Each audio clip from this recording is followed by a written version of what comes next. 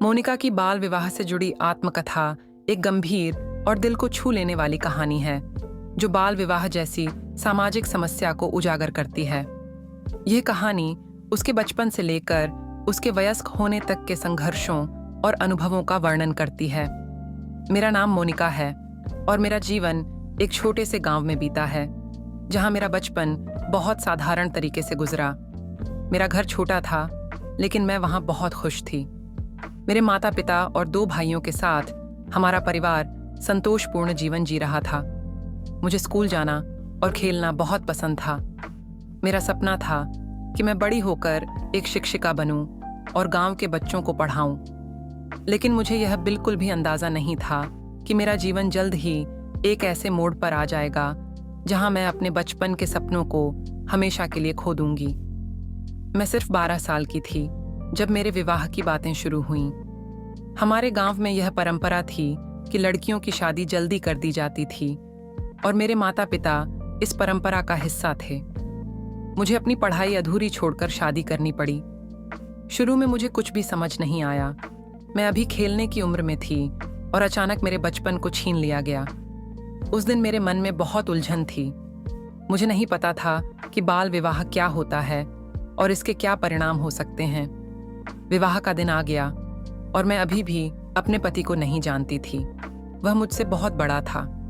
मैं बहुत डरी हुई थी, लेकिन मेरे माता पिता ने कहा कि सब ठीक हो जाएगा, अब मैं बड़ी हो गई हूँ। लेकिन मेरा मन उनकी बात मानने के लिए तैयार नहीं था।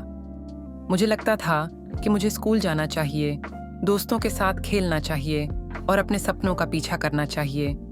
लेकिन उस दिन मेरे सारे सपने टूट गए। मैं उस उम्र में अपने पति के घर जा रही थी जब मुझे पता चला कि अब मेरा जीवन मेरे हाथ में नहीं रहा।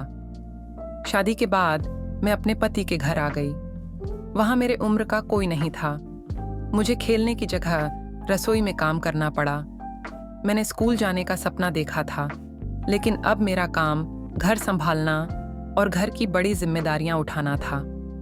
ससुराल के लोग मुझसे बहुत सी उम्मीदें रखते थे और मैं इन सारी चीज़ों के लिए अभी तैयार नहीं थी। मेरे पति काम पर जाते थे और घर आते ही चुपचाप रहते थे। हमारे बीच कोई संवाद नहीं होता था। मुझे उनसे बात करने में डर लगता था। मेरा जीवन एक सीमित दायरे में सिमट कर रह गया था।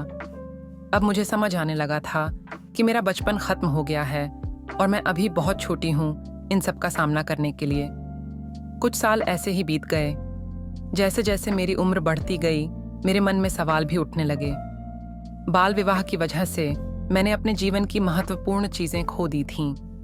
मुझे शिक्षा चाहिए थी, अपना जीवन खुद बनाना था, लेकिन समाज के दबाव के कारण मुझे यह सब कभी नहीं मिल पाया। मेरी उम्र बढ़ने के साथ साथ मुझे यह समझ आने लगा कि मेरे सपने धीरे धीरे धुंधले होते जा रहे हैं। इस दौरान मेरी माँ हमेशा कहती थी कि लड़कियों का यही जीवन होता है। उसकी भी बाल विवाह हुआ था और उसे भी अपना जीवन ऐसे ही गुजारना पड़ा था। लेकिन मेरे मन में यह बात बैठ गई थी कि मुझे अपना जीवन खुद बनाना है और मैंने तय किया कि मैं वही नहीं करूंगी जो मेरी माँ ने किया था। मेरे जीवन में बदलाव तब आया जब हमारे गांव में कुछ समाज सेवक बाल विवाह के खिलाफ जागरूकता अभियान लेकर आए। वे लोग गांव में आकर लड़कियों को शिक्षा का महत्व समझाते थे और बाल विवाह के नुकसान बताते थे। उन्होंने मेरे परिवार से भी बात की और उन्हें समझाया कि मैं अभी बहुत छोटी हूँ।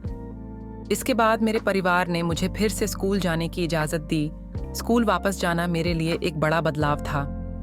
मैंने फिर से अपनी पढ़ाई शुरू की और मुझे जीने की एक नई ऊर्जा मिली। अब मैं पढ़ाई कर रही थी और मेरे सपनों को एक नई दिशा मिल गई। शिक्षा की वजह से मुझे अपने अधिकारों के बारे में जानकारी मिली और मैंने समाज में अपनी पहचान बनाना शुरू किया।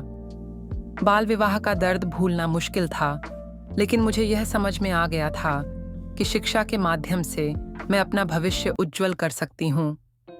आज मैं अपने जीवन के एक दौर को पार कर आगे बढ़ चुकी हूँ। मैं अपने गांव की लड़कियों को बाल विवाह के खिलाफ जागरूक करने का काम करती हूँ। मैं उन्हें शिक्षा का महत्व समझाती हूँ, उनके अधिकारों के बारे में बताती हूँ और उन्हें प्रेरित करती हूँ कि वे शिक्षा के माध्यम से अपना जीवन खुद बनाएं। मेरे संघर्षों ने मुझे एक बात सिखाई है कि शिक्षा ही एकमात्र साधन है जो जीवन को बदल सकती है। बाल विवाह ने मेरा बचपन छीन लिया, लेकिन उसी से मैंने अपने भविष्य को नई दिशा दी। अपनी इस कहानी के माध्यम से मैं समाज की अन्य लड़कियों को प्रेरित करना चाहती हूँ कि वे अपना भविष्य खुद बनाएं, शिक्षा का महत्व समझें और किसी भी परंपरा की बेड़ियों में न फंसें। मेरी यह आत्मकथा मेरे संघर्षों और बदलाव की कहानी है, जो औरों के लिए प्रेरणादायी साबित होगी।